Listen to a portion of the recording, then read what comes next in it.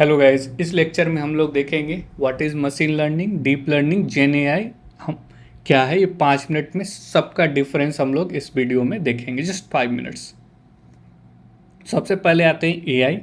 AI का सबसे पहला टर्म यूज़ किया गया था 1950 में। हम हिस्ट्री के बारे में बताएंगे, पहले देखते हैं what exactly is artificial intelligence. यहाँ पर आप देख सकते हो कि ह्यूमन ब्रेन अगर कोई भी टास्क ह्यूमन ब्रेन जैसा अगर कंप्यूटर या रोबोट कर पा रहा है तो उसको आर्टिफिशियल इंटेलिजेंस बनाते हैं। जो सोच के अगर वो टास्क कर पा रहा है उसको हम लोग ह्यूमन बताते हैं। Artificial intelligence equal to making machine perform task requiring human intelligence. अगर वो सोच के कुछ भी टास्क कर पा रहा है तो उसको एआई बोलते हैं। ये सबसे पहला होता है। उसके बाद जैसे for example chess, self driving, face recognition, सब एआई है। जो भी चीज़ आप देख रहे हो वो सब एआई है, चाहे चैट जीपीटी हो, फेस रिकॉग्निशन हो, सेल्फ, जो भी ह्यूमन की तरह सोच के अगर टास्क कर पा रहा है वो एआई है। एआई सुपर सेट है सबका, ठीक है। तो वो एआई है। Chess, self driving, face recognition, सबका सुपर सेट एआई है यहाँ पर, ठीक है। अब आते हैं उसका machine learning. Machine learning subset है एआई का। मशीन लर्निंग क्या है, उसके अंदर है, सबसेट है एआई का।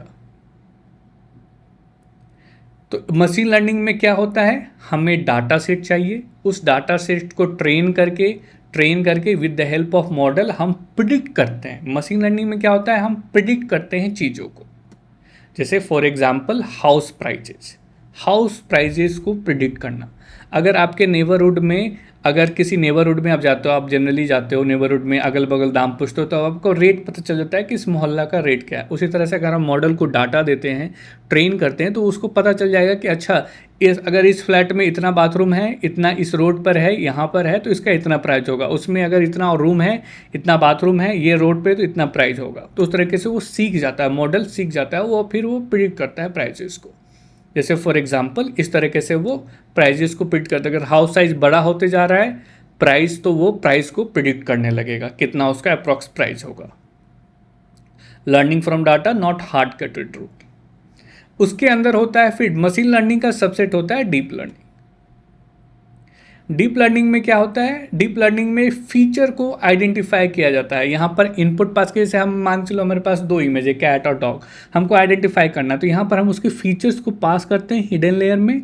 देन वो आउटपुट डिटेक्ट होता है। अगर वो कुछ एरर आ रहा है, कुछ लॉस आ रहा है, तो वो फिर बैकवर्ड ट्रेवल करता है और ये मॉडल्स को अपडेट करता है, ये जो न्यूरॉन्स है उसको अपडेट करता है। देन वो आउटपुट हमारा एरर को रिड्यूस करता है। तो ये होता है डीप लर्निंग। हम लोग जस्ट ओवरव्यू देख रहे हैं, बाद में डिटेल पे भी जाएंगे।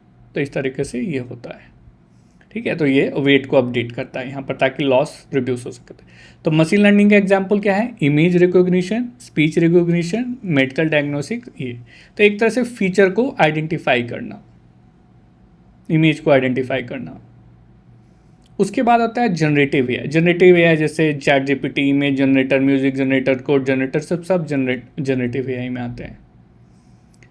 जैसे यहाँ पर आपको लार्ज दिया जाए ए सनसेट ओवर माउंटेन, और लार्ज एआई मॉडल जैसे GPT-5, GPT-6, जो भी लेटेस्ट मॉडल है उसको पास किया जाए, तो ये अगर हम इसको बोलेंगे कि इमेज पोएम जनरेट करने के लिए, तो ये पोएम जनरेट करेगा, न्यू कंटेंट बनाएगा।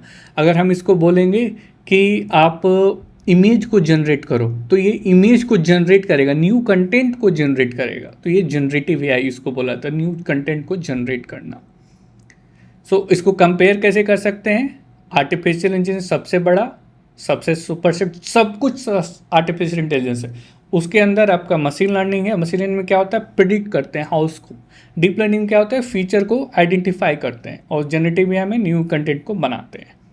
तो एक तरह से आप देख सकते हो कोर है, जनरेटिव एआई कोर है। जैसे अर्थ का होता है ना क्रस्ट मेंटल कोर सबसे पावरफुल होता है, उसमें सारे फीचर्स होते हैं। उस तरह जेन एआई में सारे फीचर्स है, एआई के, मशीन लर्निंग के, डीप लर्निंग। इसलिए जेन एआई बहुत ज़्यादा पावरफुल और पॉपुलर भी है। अगर आप इसको डिफरेंस कोई पूछे तो आप यहाँ पर बता सकते हो कि एआई मिमिक इंटेलिजेंस करता है, सुपर सेट है, वो रूल्स और डाटा को फॉलो करता है, आउटपुट वो डिसीजन बताता है, कोई भी टास्क कर सकता है।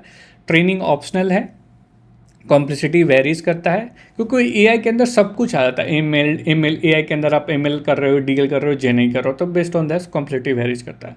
एमएल क्या होता है, लर्न फ्रॉम डाटा, ये डाटा को लेबल करता है, मैं बताऊँ जैसे प्रिडिक्ट करता है डाटा को, हाउस के प्राइस को प्रिडिक्ट करता है। इसके लिए ट्रेनिंग रिक्वायर्ड होता है, कॉम्प्लेक्सिटी ज़्यादा टफ नहीं होता है, CNN, RN बहुत सारा मॉडल है। डीप लर्निंग लर्न करता है फीचर्स को, लार्ज डाटा सेट इसको रिक्वायर्ड होता है। एक क्लास से, जैसे मैं बताया था डॉग को प्रिडिक्ट करना, कैट को प्रिडिक्ट करना, तो ये क्लास में आइडेंटिफाई करता है। ये भी GPU इंटेंसिव है और काफ़ी ज़्यादा मतलब हाईली कॉम्प्लेक्स है। GenAI न्यू कंटेंट को क्रिएट करता है, इसके लिए प्रॉम्प्ट चाहिए। न्यू मीडिया, ये नया कंटेंट जनरेट करता है। और ये प्रीट्रेंड मॉडल जैसे GPT-5 ये सब मॉडल रहता है, और उसमें हम लोग प्रॉम्प्ट पास करते हैं और ये इसको जनरेट करता है। इसको बनाना GPT-5 या GPT-6 को बनाना काफ़ी ज़्यादा कॉम्प्लेक्स है। तो ये होता है, ये हो गया आपका ये AI powers the real world. कोई भी कंपनी, नेटफ्लिक्स, यूट्यूब, इंस्टाग्राम, हर कंपनी AI यूज़ कर रही है, और स्टार्टअप भी, बहुत सारे स्टार्टअप भी यूज़ कर रहे हैं AI। हर जगह AI है। ए ब्रीफ टाइमलाइन, सबसे पहले 1950 में AI आया था, मशीन लर्निंग 1990 में, डीप लर्निंग 2012 में, और जनरेटिव AI 2022 में, और काफ़ी ज़्यादा पॉपुलर हो चुका है। AI हर जगह असिस्ट कर रहा है, डॉक्टर्स को, इंजीनियर को, स्टूडेंट को, हर जगह AI उसको असिस्ट कर रहा है। एनवीडिया के CEO ने बताया था कि AI won't replace people using AI will replace who don't use। So recap अगर देखें तो AI सबसे सुपर सेट है, उसके बाद ML, then deep learning, then GenAI। So thank you.